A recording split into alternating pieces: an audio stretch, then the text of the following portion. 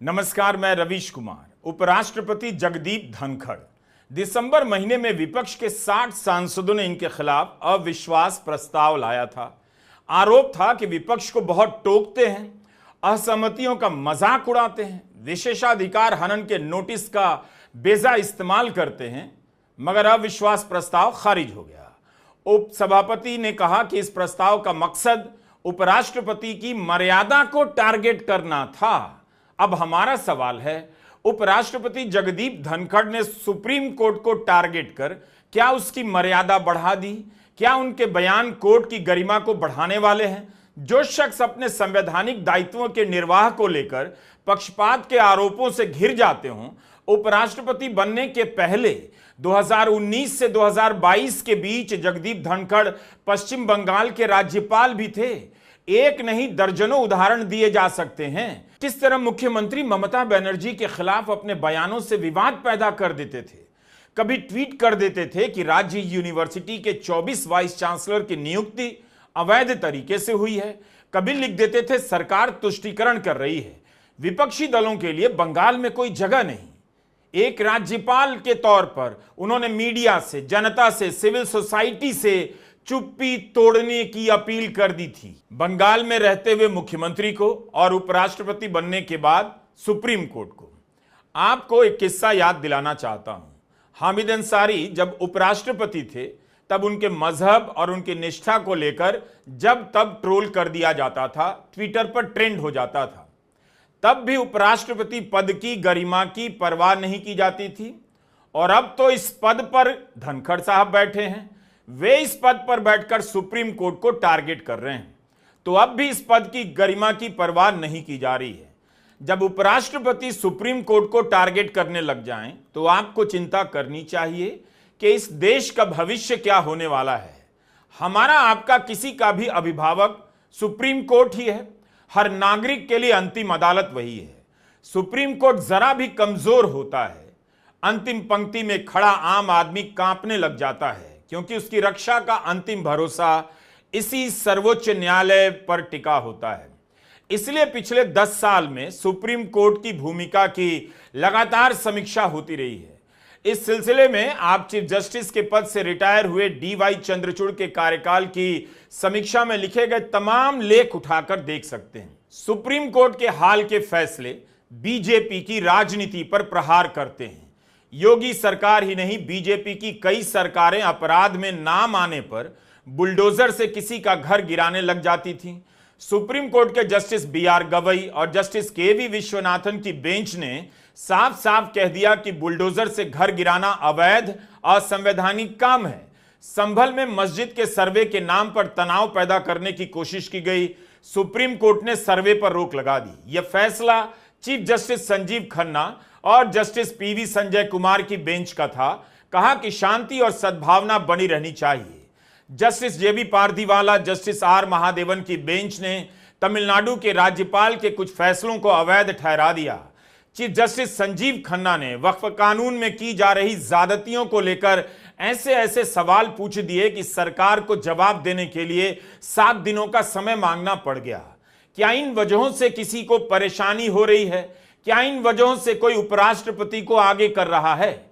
हम नहीं जान पाएंगे कि सुप्रीम कोर्ट पर हमला तमिलनाडु के राज्यपाल के फैसले को अवैध कहने के लिए हो रहा है, या वक्फ कानून को लेकर पूछे गए सवालों को लेकर और सुनवाई होने तक रोक लगा देने को लेकर।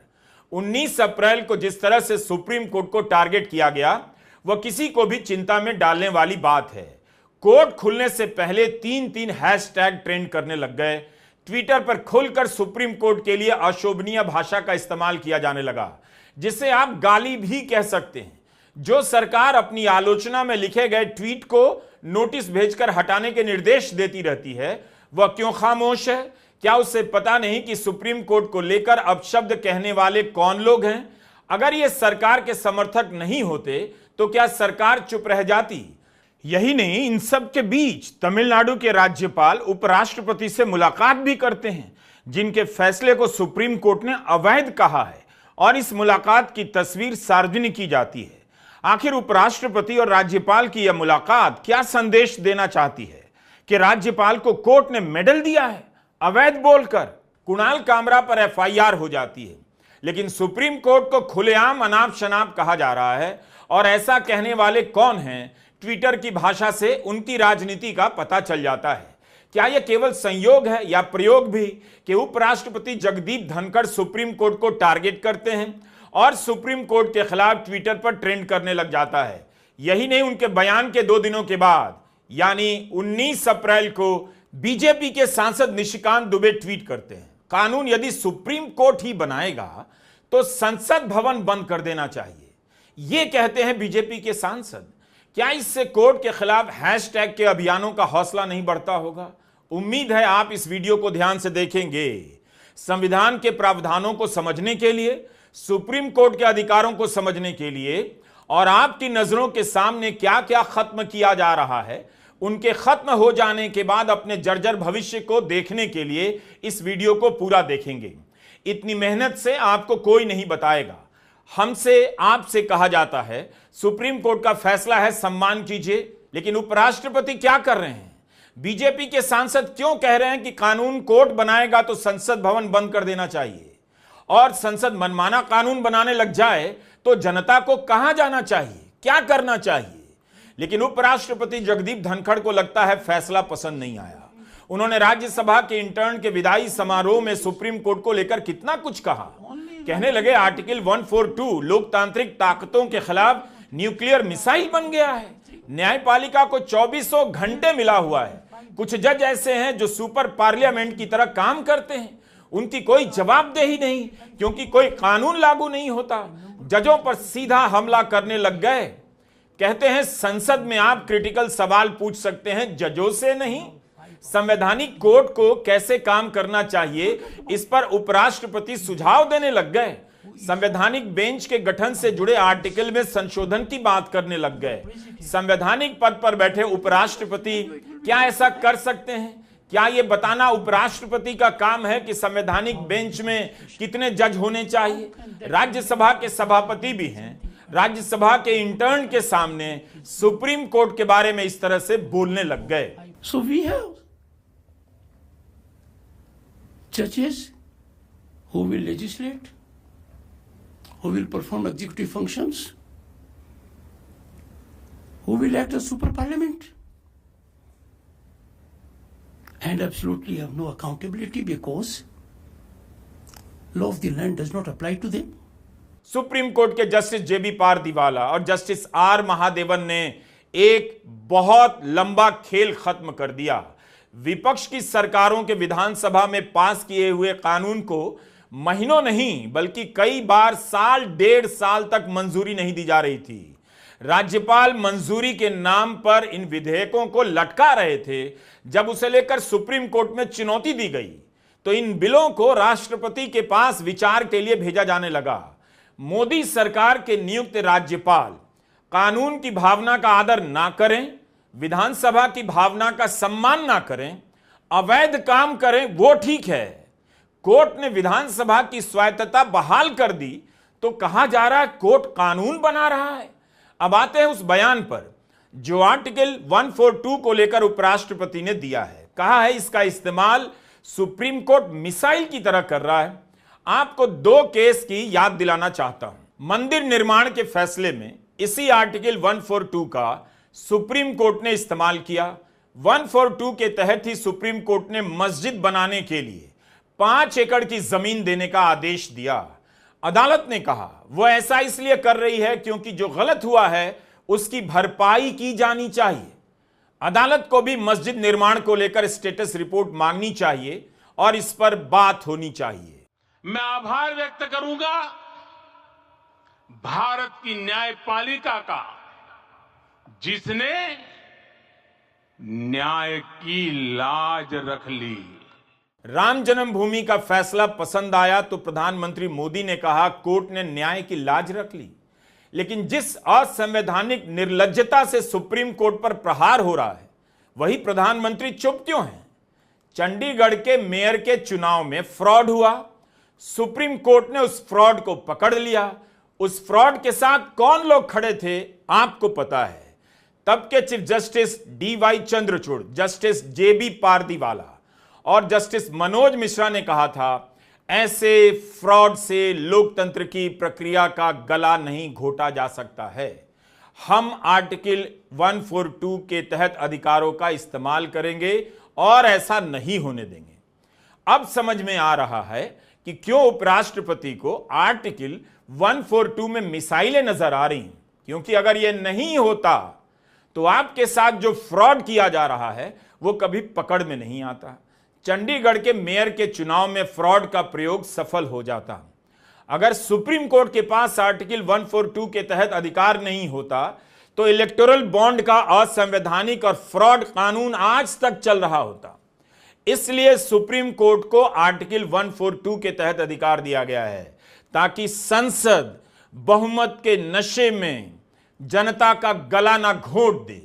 संविधान के आर्टिकल 142 के तहत सुप्रीम कोर्ट को किसी मामले में पूर्ण न्याय करने की एक अद्वितीय शक्ति प्रदान की गई है। इन स्थितियों में अदालत किसी विवाद को इस तरह से समाप्त करने के लिए आगे बढ़ सकती है जो मामले के तथ्यों के अनुरूप हो। संविधान सभा में इस आर्टिकल के ड्राफ्ट आर्टिकल 118 को बिना बहस के स्वीकार कर लिया गया। इसका मतलब यह था कि इसका दायरा क्या होगा यह कोर्ट द्वारा तय करने के लिए छोड़ दिया गया। इसका मतलब तो यही हुआ कि संविधान सभा ने इस आर्टिकल को इसी रूप में देखा कि न्याय के हक में कोई फैसला लेने के लिए सुप्रीम कोर्ट को यह आर्टिकल असीमित शक्तियां प्रदान करेगा। आपने कह दिया कि article 142 is nuclear fissile material, nuclear missile. ये कैसे कह सकते हैं आप? आपको मालूम है कि आर्टिकल 142 के द्वारा सुप्रीम कोर्ट को संविधान ने यह हक दिया है। ये किसी सरकार ने हक नहीं दिया, संविधान ने हक दिया है टू डू कंप्लीट जस्टिस। पहली बात ये। दूसरी बात, और ये मैं देश की जनता को बताना चाहता हूं कि president of India is a titular head.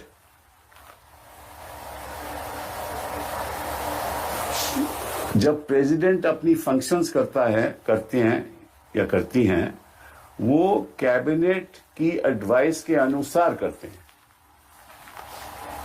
The President acts on the aid and advice of the Council of Ministers. The Governor of a state acts on the aid and advice of the Council of Ministers in the state. कि अगर कोई विधेयक पारित होता है तो governor के पास जाता है। गवर्नर, संविधान ने हक दिया है, गवर्नर कमेंट्स करके वापस भेज सकता है विधेयक को, और फिर अगर दोबारा पास कर दे लेजिस्लेचर, असेंबली पास कर दे, तो गवर्नर को साइन करना पड़ता है। ये संविधान कहती है। गवर्नर ये भी कर सकता है कि कोई विधेयक हो वो प्रेसिडेंट को भेज दे अपने कमेंट के साथ कि मुझे ये सही नहीं लगता, और प्रेसिडेंट अपने व्यक्तिगत अनुसार कुछ नहीं करती। President acts on the aid and advice of the council of ministers. वो बात सरकार, केंद्र सरकार पे जाती है, केंद्र सरकार के काउंसिल ऑफ मिनिस्टर्स पे जाती है। वो एडवाइस करते हैं प्रेसिडेंट को कि क्या करना है। ये प्रेसिडेंट का व्यक्तिगत हक नहीं है। ये धनखड़ जी को मालूम होना चाहिए। उन्होंने कहा कि आप प्रेसिडेंट की पावर को कैसे कंट्रोल कर सकते हो? भाई कौन कर रहा है प्रेसिडेंट की पावर को कंट्रोल? उम्मीद है कपिल सिब्बल की इस बात से साफ हो गया होगा कि तमिलनाडु के राज्यपाल कर क्या रहे थे। दूसरे राज्यों में, खासकर जहां विपक्ष की सरकारें हैं, वहां राज्यपालों ने किस तरह से विधानसभा के पास कानून को रोककर लटकाए रखा। थक हार कर पंजाब, झारखंड, तेलंगाना, तमिलनाडु की सरकारों को सुप्रीम कोर्ट आना पड़ा। इस वीडियो को क्रम से देखते जाइए, बार बार देखिए, समझिए कि सुप्रीम कोर्ट को अनायास टारगेट नहीं किया जा रहा है और कोई पहली बार नहीं किया जा रहा है। सबरीमला के केस में आपको याद होगा गृहमंत्री अमित शाह ने क्या कहा था। 2018 की बात है। सबरीमला का फैसला आए हुए 1 महीना भी नहीं हुआ था और अमित शाह ने कह दिया कि अदालत को वही फैसले सुनाने चाहिए जिनका पालन हो सके। वक्फ कानून पर सुनवाई से पहले केंद्रीय मंत्री किरण रिजिजू कहते हैं, मुझे भरोसा है सुप्रीम कोर्ट विधायी मामले में दखल नहीं देगा। उन्होंने यहां तक कह दिया कि विधायिका और न्यायपालिका को एक दूसरे का सम्मान करना चाहिए। अगर कल को सरकार ने न्यायपालिका के क्षेत्र में दखल दी तो ठीक नहीं होगा। शक्तियों का बंटवारा स्पष्ट रूप से परिभाषित है। जब सरकार के पक्ष में फैसला आता है तो सबसे कहा जाता है कि सुप्रीम कोर्ट ने मुहर लगा दी, लेकिन जब सुप्रीम कोर्ट ने मोदी सरकार के असंवैधानिक कार्यों को पकड़ लिया तो कोर्ट बुरा हो गया। क्या उपराष्ट्रपति ने यूं ही इतना लंबा चौड़ा बयान दे दिया? सुप्रीम कोर्ट की बेंच ने अपने फैसले में लिखा है, तमिलनाडु के राज्यपाल ने अवैध काम किया है, अवैध। 8 अप्रैल को फैसला आता है, 10 अप्रैल को उपराष्ट्रपति सुप्रीम कोर्ट पर ही हमला करने लग जाते हैं। अपनी राजनीति के लिए कोर्ट की साख पर हमला सत्ता पक्ष की तरफ से किया जा रहा है और यह हमला उपराष्ट्रपति कर रहे हैं। और मुझे ऐसा लगता है कि जब कुछ सरकार के लोगों को जुडिशरी के निर्णय पसंद नहीं आते तो फिर वो आरोप लगाना शुरू कर देते हैं कि ये हद से बाहर हैं, और जब उनको पसंद आते हैं तो फिर विपक्ष को कहते हैं ये तो सुप्रीम कोर्ट ने फैसला किया। कोई सवाल उठाए 370 पे तो ये तो सुप्रीम कोर्ट का फैसला था। राम जन्मभूमि की जजमेंट पे सवाल आए तो ये तो सुप्रीम कोर्ट का फैसला था, ये तो सुप्रीम कोर्ट का फैसला था। और अगर हाल ही में जस्टिस पारदीवाला की जजमेंट आई तो ये कैसे सुप्रीम कोर्ट कर सकती है? मतलब कि जो आपको जजमेंट सही नहीं लगे, आपके सोच के अनुसार नहीं हो तो वो तो गलत है, और जो आपके सोच के अनुसार है वो ठीक है। एक सरकार 5 साल के लिए चुनी जाती है। अगर विधानसभा के पास कानून को राज्यपाल मंजूरी ना दें, कई साल तक लटका कर रख लें, तो फिर जनता की आवाज का क्या होगा? यह तो सीधा सीधा विधानसभा की स्वायत्तता पर हमला है। इससे तो विरोधी दल की सरकारें कोई कानून ही पास नहीं कर पाएंगी, उनकी सरकार चली जाएगी और बिल का अस्तित्व भी समाप्त हो जाएगा। सुप्रीम कोर्ट ने तो यही कहा ना कि अब कारण लिखकर बताइए कि आपने बिल को मंजूरी क्यों नहीं दी और मंजूरी देने में देरी क्यों हुई। विचार करने के नाम पर अनंत समय तो नहीं दिया जा सकता था। सुप्रीम कोर्ट ने तो यह भी कहा कि अगर कुछ जटिलताएं हैं तो सरकार कोर्ट से भी पूछ ले, भले कोर्ट की राय ना माने। कोर्ट ने कहां थोपा है खुद को? यही तो कहा है कि 3 महीने के भीतर विधानसभा के पास कानून को मंजूरी देनी होगी। बहस होनी चाहिए। सुप्रीम कोर्ट ने एक राज्यपाल के फैसले को अवैध पाया है और वह अभी तक बर्खास्त नहीं हुआ है। इस्तीफा क्यों नहीं मांगा जा रहा है? लेकिन इस बहस से राज्यपाल के अवैध काम को पीछे कर दिया गया और बहस उपराष्ट्रपति बनाम सुप्रीम कोर्ट की होने लगी। सुप्रीम कोर्ट ने गृह मंत्रालय के 2016 के 2 मेमोरेंडम के आधार पर कहा है कि राष्ट्रपति को 3 महीने के भीतर कार्रवाई करनी होगी, नहीं तो राज्य सरकार कोर्ट आ सकती है, रिट ऑफ मैंडेमस यानी परमादेश की मांग कर सकती है। इसी आधार पर तो यह फैसला दिया गया है। 8 अप्रैल 2025 का यह फैसला हमने 12 अप्रैल को विस्तार से वीडियो बनाया है। आप इस वीडियो को पूरा देखिएगा, तभी पता चलेगा कि राज्यपाल क्या क्या कर रहे थे। अपने भाषण में उपराष्ट्रपति जगदीप धनखड़ ने कई बार कहा कि संसद ही जनता की आवाज है। ठीक बात है, लेकिन क्या वे इस बारे में कुछ कह सकते हैं कि मोदी सरकार द्वारा नियुक्त किए गए राज्यपालों ने राज्यों में लोगों की आवाज दबाने का काम किया है? विचारों के नाम पर राष्ट्रपति भवन किसी विधेयक की फाइल पर अनंत समय के लिए नहीं बैठ सकता। इससे पहले सुप्रीम कोर्ट ने विवेकाधीन शक्तियों के नाम पर राज्यों की सरकारें बर्खास्त करने का खेल समाप्त कर दिया था। जब मोदी सरकार के दौर में अरुणाचल प्रदेश और उत्तराखंड में राष्ट्रपति शासन लगाया गया, तब सुप्रीम कोर्ट ने साफ साफ कहा कि विवेकाधीन शक्तियों की न्यायिक समीक्षा हो सकती है। 2016 की बात है, जस्टिस KM जोसेफ और VK विष्ट की बेंच थी। उत्तराखंड में राष्ट्रपति शासन लगाए जाने के मामले में कोर्ट ने कहा कि आर्टिकल 356(1) यानी राष्ट्रपति शासन लगाने की राष्ट्रपति की शक्तियों की संदर्भ में न्यायिक समीक्षा की जा सकती है कि राष्ट्रपति शासन की घोषणा करने से पहले क्या ऐसी परिस्थिति बनी हुई थी कि यह कदम उठाने की जरूरत पड़ी। राष्ट्रपति केवल अपनी मर्जी से राष्ट्रपति शासन की घोषणा नहीं कर सकते, उन्हें इससे जुड़े सारे सबूतों का निरीक्षण करना होगा। उन्हें इसे लेकर कोई संदेह नहीं होना चाहिए कि राष्ट्रपति शासन लागू करने की जरूरत है। अदालत ने कहा कि राष्ट्रपति द्वारा लिए गए निष्कर्ष की न्यायिक समीक्षा की जा सकती है। इसका मतलब है कि राष्ट्रपति को बताना होगा कि कोई राज्य सरकार क्यों बर्खास्त की गई। तो पहले विवेकाधीन शक्तियों का खेल समाप्त अब विचार कर रहे हैं इसका बहाना समाप्त। सुप्रीम कोर्ट ने कानून नहीं बनाया, कानून के छेद को भर दिया, बंद कर दिया। शायद यह बात उपराष्ट्रपति को सहन नहीं हो रही है, शायद यह बात किसी और को भी नहीं हो रही है। 19 अप्रैल को संविधान के विशेषज्ञ पीडीटी आचार्य ने द हिंदू अखबार में लिखा है कि अदालत के कई फैसलों में कहा गया है संविधान के तहत की गई कोई भी कार्रवाई न्यायिक समीक्षा के परे नहीं है, इसलिए राज्यपाल और राष्ट्रपति द्वारा की गई कार्रवाई भी न्यायिक समीक्षा के दायरे में आती है। पीडीटी आचार्य लिखते हैं कि सुप्रीम कोर्ट ने आर्टिकल 200 और 201 की समीक्षा को और विस्तृत किया है।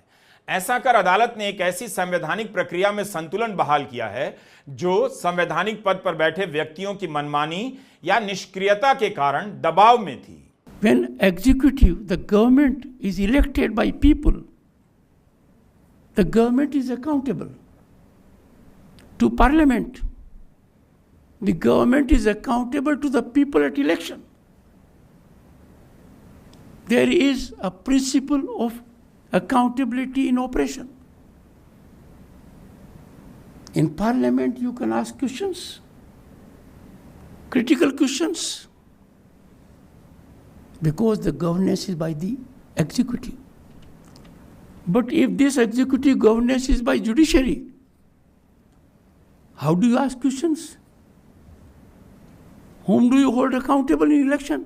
उपराष्ट्रपति की इस बात को आप विधानसभा और राज्य की सरकारों पर लागू करके देखिए। क्या उन्होंने राज्य सरकार के अधिकार की बात की, उसके अधिकारों की वकालत की कि अगर राज्यपाल कानून पास ना करें तो राज्य सरकार का अधिकार प्रभावित होता है? संविधान के विशेषज्ञ बताए जा रहे हैं। क्या उन्होंने ऐसा कुछ कहा? आपको सुप्रीम कोर्ट से दिक्कत हो गई, राज्यपाल से नहीं।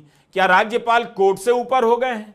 कितनी बार सरकार को यह सुझाव दिया गया है कि कुछ ऐसा कीजिए कि राज्यपाल केंद्र का एजेंट बनकर काम ना करे। इलेक्टोरल बॉन्ड का कानून असंवैधानिक निकला। कोर्ट ने साफ रूप से कहा कि मोदी सरकार का चुनावी चंदे का यह कानून संविधान के आर्टिकल 19 के खिलाफ है। अदालत ने मोदी सरकार द्वारा फाइनेंस एक्ट 2017 में किए गए 4 संशोधनों को भी असंवैधानिक करार दिया था।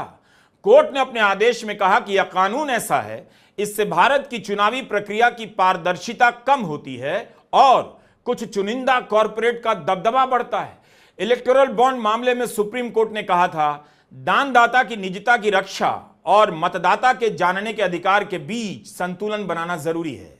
कानून में किए गए संशोधनों द्वारा दान देने वाले और पाने वाले के बीच लाभ का लेन देन हो सकता है। क्या प्रधानमंत्री मोदी ने असंवैधानिक कानून बनाने के लिए आपसे माफी मांगी? यह तो सुप्रीम कोर्ट में साबित हुआ है कि 2018 में जो इलेक्टोरल कानून बना था वो असंवैधानिक था, लेकिन तब से लेकर 2024 तक जब सुप्रीम कोर्ट का फैसला आया तब तक बीजेपी ने इस कानून की आड़ में कई हजार करोड़ का चंदा बटोर लिया, जिससे अपने ऑफिस बनवाए। जो कानून असंवैधानिक था उससे हासिल पैसे से बीजेपी ने कितनी संपत्ति बनाई, क्या कभी हिसाब दिया? अकेली सीपीएम थी जिसने इस फ्रॉड कानून को चुनौती भी दी और बॉन्ड के जरिए कोई चंदा नहीं लिया। जगदीप धनखड़ के बयानों को लेकर टाइम्स ऑफ इंडिया के संपादकीय की चर्चा हो रही है। पहली लाइन में कहा गया है कि धनखड़ का पद मुख्य तौर पर अनुष्ठानिक है, सेरेमोनियल है।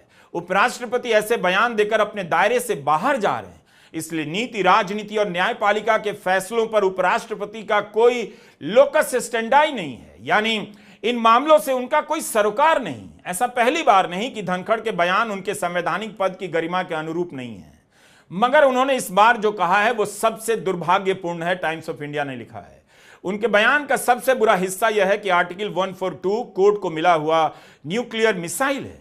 यह भी अनुचित था कि उन्होंने यह सब राज्यसभा के इंटर्न्स के विदाई समारोह में कहा।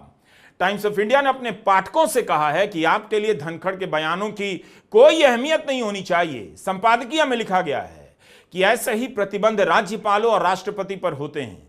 आमतौर पर राष्ट्रपतियों ने अपना कर्तव्य निभाया है, लेकिन ऐसे राज्यपाल हुए हैं जिनका बर्ताव ऐसा रहा है कि उनमें और राजनेताओं में कोई फर्क दिखाई नहीं देता। बतौर राज्यपाल कई बार धनखड़ भी उसी श्रेणी में आते दिखाई दिए। उपराष्ट्रपति जगदीप धनखड़ दायरे से बाहर ही नहीं गए, बल्कि भूल गए कहां रुकना भी चाहिए। वे संविधान के अनुच्छेद 145(3) में संशोधन की बात करने लग गए। इसके तहत संविधान की बेंच में 5 जजों का होना जरूरी है। लेकिन धनखड़ कहते हैं इस संवैधानिक बेंच के मामले में संशोधन की जरूरत है। टाइम्स ऑफ इंडिया ने लिखा है कि यह असाधारण बात है कि इस संवैधानिक पद पर बैठा कोई शख्स एक संवैधानिक प्रावधान की ही निंदा कर रहा है, जो यह बताता है कि देश के सर्वोच्चतम संवैधानिक न्यायालय को अपना मुख्य काम कैसे करना है। इस बयान में इतनी इम्प्रोप्राइटीज है कि हम गिन भी नहीं सकते, ये अखबार ने लिखा है। धनखड़ जी कहते हैं कि ये तो देखिए पुराने टाइम जब 8 जज थे सुप्रीम कोर्ट ने, तो 5 जज फैसला करते थे, मेजॉरिटी थी। अब तो इतने जज हैं, 2 ही जज से फैसला करें। भाई 2 ही जज फैसला करेंगे ना, सुप्रीम कोर्ट तो बेंचेस पे बैठेगा, या 3 जज या 2 जज या 5 जज या 7 जज या 9 जज या 11 जज, और एक बार 13 भी बैठे थे। तो सुप्रीम कोर्ट तो ऐसे ही फैसला करती है ना। 2 जज फैसला करें सारे देश को मानना पड़ता है, 3 करें सारे देश को मानना पड़ता है। बीजेपी के सांसद निशिकांत दुबे के ट्वीट पर फिर से लौटते हैं कि कानून सुप्रीम कोर्ट नहीं बनाएगा तो संसद को बंद कर देना चाहिए। ना ना ना ना, सुप्रीम कोर्ट ने ऐसा नहीं कहा कि कानून बना रहे हैं, लेकिन कानून बनाने में जो धोखाधड़ी की गई, जैसे कि इलेक्टोरल बॉन्ड के मामले में, उसी को कोर्ट ने रद्द किया है। कानून कहां बनाया? सुप्रीम कोर्ट ने तो कानून के दुरुपयोग को रोका है। आप कानून का दुरुपयोग कर बुलडोजर से किसी गरीब का घर गिरा रहे थे, कोर्ट ने रोक दिया। आप कानून का दुरुपयोग कर विधानसभा में जनता की आवाज का गला घोंट रहे थे, सुप्रीम कोर्ट ने रोक दिया। आप कानून का गला घोंटकर चंडीगढ़ में फ्रॉड तरीके से मेयर का चुनाव जीत रहे थे, कोर्ट ने रोक दिया।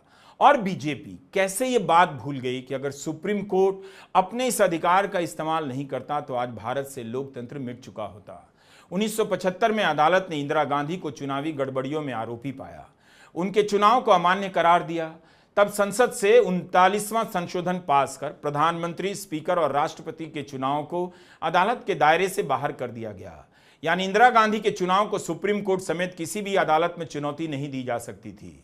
लेकिन राजनारायण केस में इस संशोधन को चुनौती दी गई और सुप्रीम कोर्ट ने आर्टिकल 329A(4) को असंवैधानिक घोषित कर दिया। अगर ऐसा नहीं हुआ होता तो क्या आज बीजेपी मजबूत हो पाती? सुप्रीम कोर्ट होती। आपको याद है जब इंदिरा जी के इलेक्शन का फैसला आया और उनको अनसीट किया गया, तो सुप्रीम कोर्ट के मामला आया कि स्टे क्या देना चाहिए। किस जज का फैसला था? एक जज का, जस्टिस कृष्णा अय्यर। याद है आपको? तब धनखड़ जी सब ठीक था,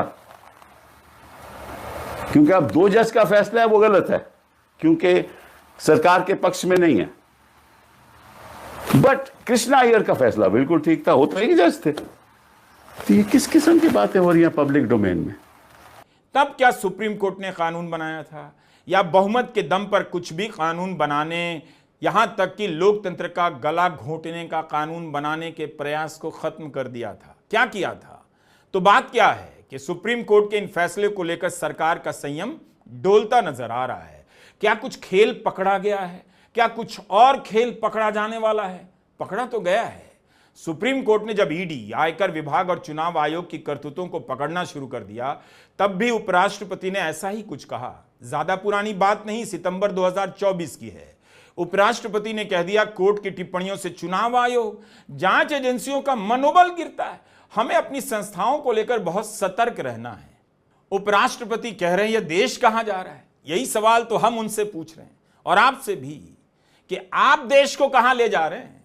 सत्ता पर जब भी पकड़ कमजोर पड़ती है, जब लगने लग जाता है कि जनता को कुछ कुछ समझ आने लगा है, तभी संस्थाओं पर अंतिम रूप से जोर से हमला किया जाता है, ताकि जनता छिटक कर दूर चली जाए और सत्ता हाथ में हमेशा के लिए आ जाए। इस वीडियो को दोबारा देखिएगा। एक बार लोकतंत्र हाथ से चला गया तो इस वीडियो को 1000 बार देखने से भी कोई फायदा नहीं होगा। नमस्कार, मैं रवीश कुमार।